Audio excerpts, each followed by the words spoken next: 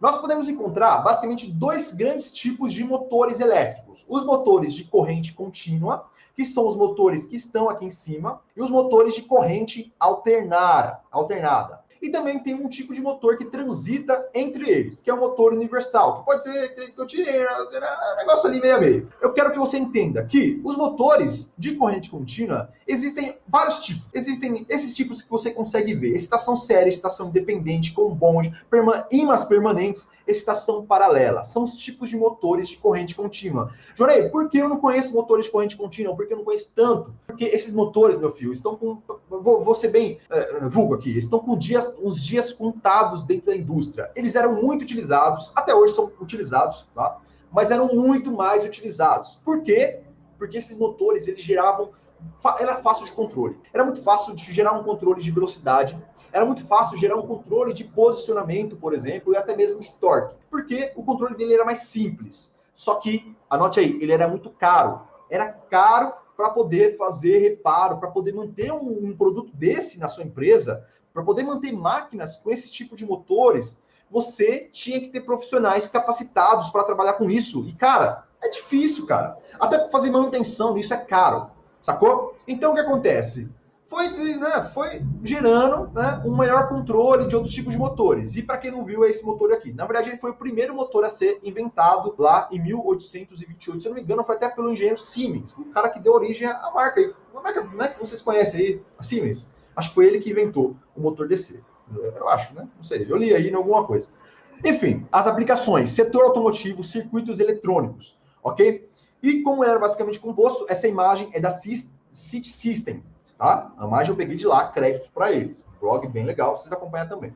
Bom, basicamente esse era a forma construtiva desses motores. Legal. Por que esses tipos de motores extinguiram? Por causa de preço. Basicamente isso. Enquanto isso, foi ganhando na indústria, foi começando a trocar. Então, motores EC começava a colocar motores de corrente alternada. Mas por que era colocado, Johnny? Só porque era mais barato? Cara, é porque nesse meio tempo estava sendo desenvolvido a eletrônica de potência. A eletrônica de potência estava ficando mais barato. Então, grandes empresas já sabiam: opa, eu tenho um motor DC lá que era difícil de controlar, que era mais barato, mas era difícil de controlar, mas agora está surgindo um equipamento aí que dá para mim controlar ele. Então, vamos começar a substituir. Então, foi aí que começaram a substituir os motores de corrente contínua pelos motores de corrente alternada, que você consegue enxergar em qualquer lugar aí. Até mesmo se você for no boteco, deve ter um motor de corrente alternada lá. Beleza? É o seguinte: motor de corrente alternada, dentre eles, temos 3 grandes categorias, que são os motores trifásicos, os motores lineares e os motores monofásicos. Beleza? Eu vou dar ênfase aqui para os motores que mais são utilizados, ok? Os motores trifásicos são os mais utilizados dentro da indústria. Os motores monofásicos são muito utilizados em áreas domésticas, em eletrodomésticos, por exemplo. E dentre os motores trifásicos, um certo motor aí, ele acaba se destacando por ser mais simples, que é o motor trifásico assíncrono, ok? E o motor rotor bobinado. Não, nem é rotor bobinado. Rotor bobinado também já é do passado, já.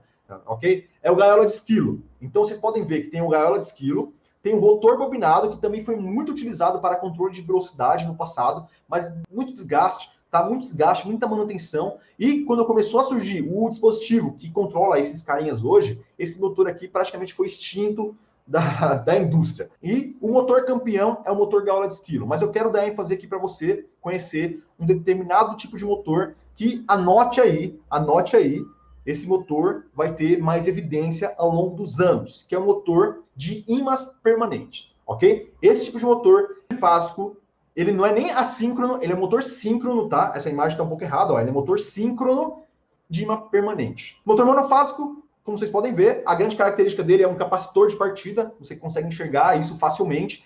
É utilizado para residencial, comercial, eletrodoméstico, ferramentas, ok? Nós também encontramos motores lineares, aplicações, sistemas de posicionamento, máquinas CNC, fabricação de semicondutores, indústrias de corte, aplicação em máquinas PCB, ok? Motor trifásico. Esse é o cara. É o cara. Tem vários aqui, tem 3. Só que na minha bancada tem 3. Beleza?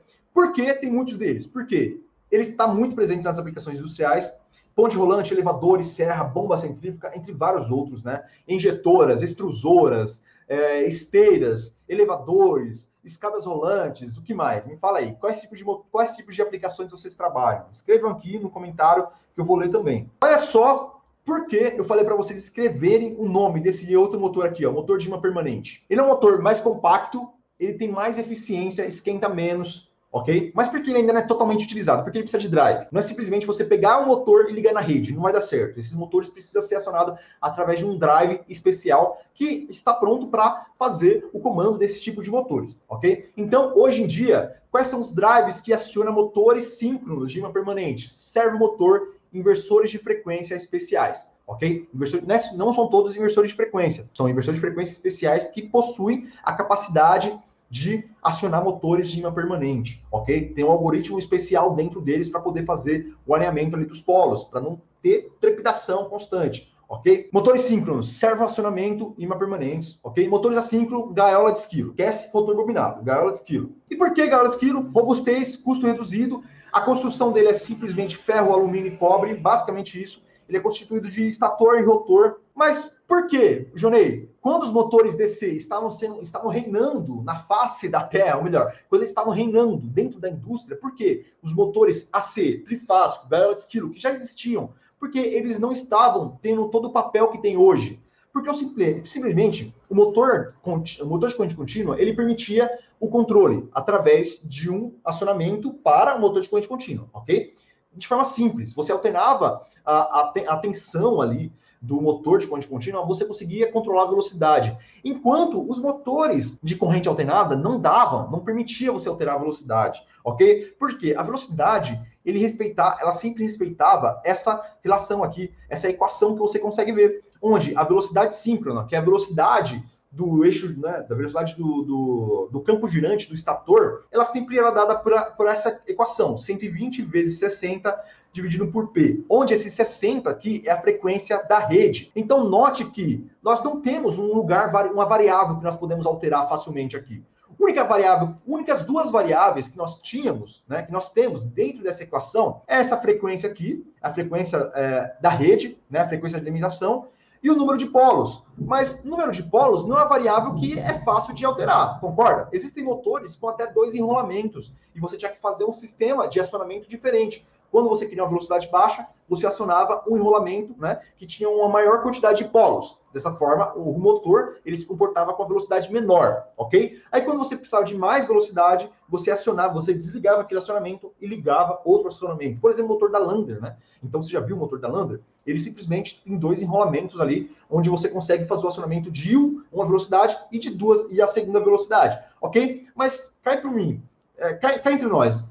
Imagine se o motor AC, motor gaiola, já é grande. Imagine um motor com 2 enrolamentos. É grande, pesado, robusto, caro, sacou? Então não era uma alternativa mais legal. Era o que tinha, mas não era mais legal, ok? Em contrapartida, nós tínhamos aqui a frequência. E a frequência, cara, vem lá da geração, distribuição de energia elétrica. A gente não consegue mudar isso, cara. É fixo, beleza? Então é por isso que mesmo sendo um motor que já era barato, ele ainda não era muito utilizado. Ele era utilizado simplesmente para partidas direto ali, ligava e deixava rodando. Ou simplesmente, quando a gente precisava gerar o controle, a gente estrangulava esse motor. Ou seja, a gente fazia uma intervenção mecânica para fazer com que o eixo, né, se comportasse de uma forma diferente. Essa é a plaqueta de motor. Então, para quem não conhece, é isso aí, prazer, onde vai ter as informações do motor, tá? Potência, corrente, vai ter a informação de ligar, de fechamento, enfim, tá aqui, ok? E tipos de acionamentos. Bom, para ligar esses motores, você precisa de ter uma